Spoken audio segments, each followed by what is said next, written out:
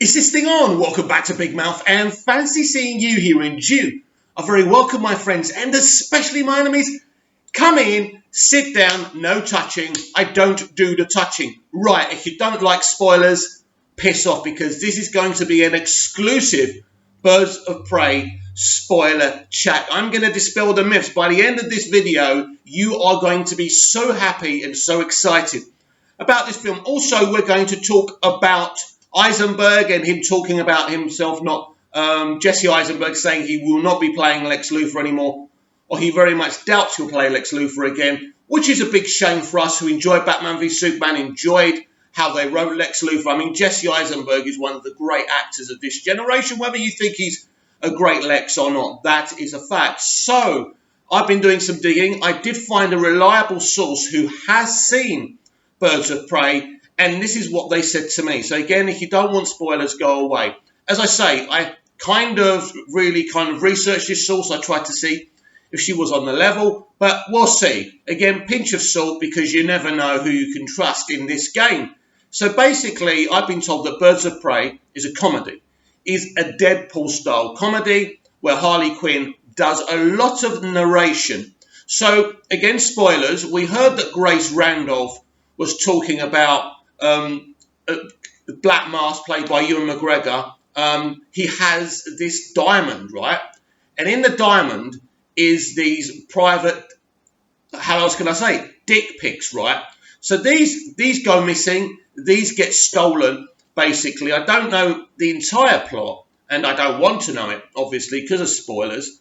But basically, that's part of the comedy of the movie. It is a comedy, and really, the rest of the Birds of Prey are really a bit like X-Force in the Deadpool movies. They're kind of funny characters. They're interesting characters. They go really, really well with Margot's performance. So let's get this clear. This is a Deadpool-style comedy. Now, some of you will be saying, oh, God, this is not what we wanted from this film.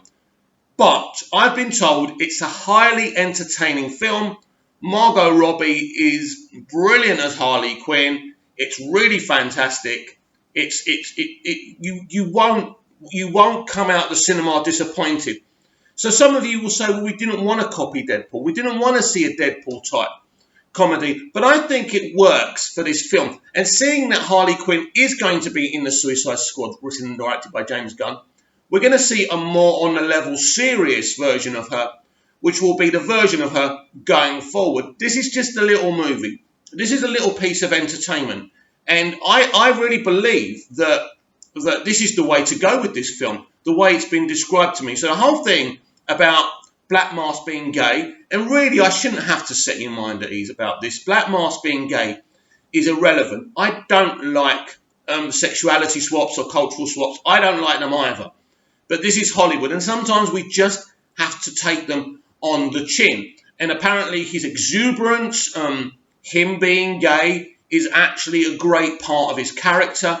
He's really funny. I think some people may be offended from the LGBTQ community, but I think at the end of the day, it's not really. This film isn't for a group of people. This film is for everyone who loves films. This film is for everyone who loves Harley Quinn, who loves DC. Come in and watch this film, because I've been assured it's a highly funny, entertaining film with a little few pieces of emotion and drama and the narration, and she does an equally as good a job with this concept as obviously Ryan Reynolds does with Deadpool. So I've been told, audiences are loving this film.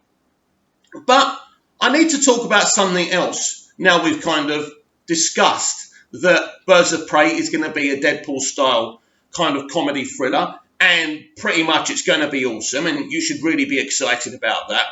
The other day I was seeing a few Snyder fans, and of course I'm a Snyder fan as well, let's not forget that, talking about the audiences loving Birds of Prey, but the studio not being very happy about it, and then there was this insinuation by some of these Snyder fans that the studio may try and change the movie. I haven't seen a hint of that. Of course, this is bullshit chat, because nobody else is talking about this apart from Snyder fans. And unfortunately, some Snyder fans do have an agenda. Some Snyder fans would love nothing more than Walter Hamada's future plans for this universe to fail, because, as I've said before, they think they're going to get some kind of Snyderverse back. It's not going to happen. We'll be lucky if we ever see the Snyder Cut, let alone you think Warner Brothers are going to bring Zack back. Never, ever going to happen. This is a course correction with Walter Hamada, and his New Line Cinema team is going to continue. So far, he's been very, very successful with the mainstream audience. Warner Brothers are a studio, they're a company, they're a business. They want to make good films. I think they definitely want. I think they want to make great films that are director-driven more than Disney do. Disney just literally only care about the money. But of course, Warner Brothers want to make money. That's obvious. But I don't believe the studio are going to mess with this picture. I don't. And if it does go back for reshoots, all films, right, have reshoots these days. All films. Of course, the Justice League reshoots were calamitous and ill-conceived. We know that. But I think driving an agenda on Twitter or any other social media platform because you think you could stir the shit or ruin what's going on with what Walter Hamada is doing for the future isn't going to work. And I suppose if Warner Brothers do pay any attention to what we do in terms of the Snyder Cut, you could antagonise them and then you'll never see the Snyder Cut. So go with what Walter Hamada's doing, because I think what Walter Hamada's doing is great. I absolutely think it's a tragedy that we'll never see Zack Snyder's 5-movie arc. I do. And I would have given anything to see that. But we're never going to see that. All we can hope for is we see the Snyder Cut and we can put it to bed. And we can have it in our collection and then we can move on to the next phase, phase 2 of the DCEU and the DC World of Movies, because we've got this black label, of course. Something else I want to discuss. People keep on saying, again, some elements, fringe elements from the Snyder kind of fandom saying, oh, Joker's going to fail because it's nothing to do with the comics. It's not going to fail. And as I say, I think Todd Phillips was being mischievous because there is elements from the Killing Joke. There's elements from the graphic novels where the Joker does start off as this comedian. The difference is he's got a wife, right? And things go awry. Well, this time, he's this single guy suffering from mental health issues, looking after his mother. So it's a little bit different. As I say, it's an Elseworld origin story. It is a brilliant film. This film is not going to fail. Now, some people talking about it making not much money. That's true. It's not going to make $1 billion. It's an R-rated movie. There's only a certain purse to be made from an R-rated movie. But if word of mouth, if this film, right, is embraced as much as I've embraced it, and I think it will be because it's that good. Someone said the other day on a video that non-DC and Joker fans are going to come out and watch this. People who don't watch comic book movies. No. Yes, they're one element that are going to come out and watch this. But they're going to be as well as the Joker fans and the Batman fans because everyone is intrigued about this film. Can you imagine a Batman fan or a Joker fan or a DC fan not coming to see a Joker movie? With all DC fans have been waiting for a Joker movie all our lives. So there's no question that it's a great movie, one of the top 10 or 20 I've ever seen. In my lifetime, it is that good. This film is not going to flop. And this is going to be awards bait because this film deserves awards for Joaquin Phoenix, for the director, for the way the movie's made. The way they used to make films, within the camera. Absolutely beautiful. It should be about the story. It should be about a director's pure talent, not having to rely on the green screen. So I'm really excited for you to see the movie. It's not going to be a flop. As for Birds of Prey, Deadpool-style comedy, very, very excited about it. And there's nothing wrong with the direction they're going with this film. And I think it's awesome. And I think you're really, really going to enjoy it. And this is why I think the element of him and the villain Black Mask with the diamond with the dick pics in and all of that stuff aren't really an issue for me because it's all part of the comedy.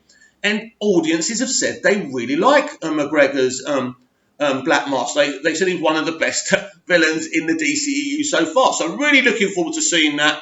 I've got no issues with that film and I'm really excited. So basically, two things happened last week. Jesse Eisenberg has said that he didn't realise that Justice League 2 wasn't happening. Of course, he must have been joking. But of course, trolls and the haters obviously grabbed hold of it and thought it was funny. So I don't believe that's true. Also, he said he probably won't play Lex Luthor again. For me, very sad. I love his Lex Luthor. I wouldn't have cast him as Lex Luthor. Absolutely not. But what they did with that character was amazing. And he would have gone on to be a great Lex Luthor. I also had a theory about his Lex Luthor, that he wasn't the Lex Luthor. I mean, I think it's true from what's... If you watch Batman v Superman, Dawn of Justice, there's elements, there's pieces of dialogue which he pretty much makes it clear that he's Lex Luthor, and I think his father was Alexander, or maybe his father was Lex and he's Alexander.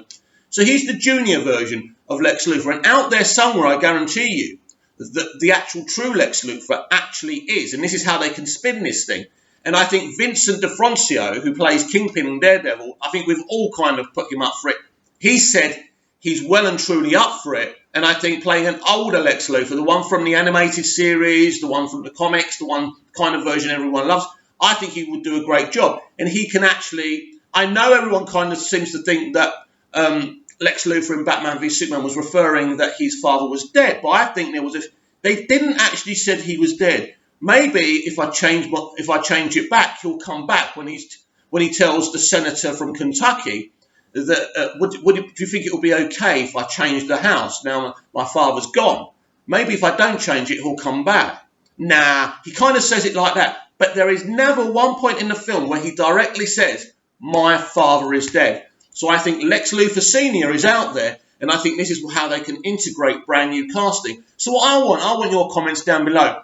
Who would you cast as Lex Luthor? I think I would absolutely go for D'Onofrio. He would kill it.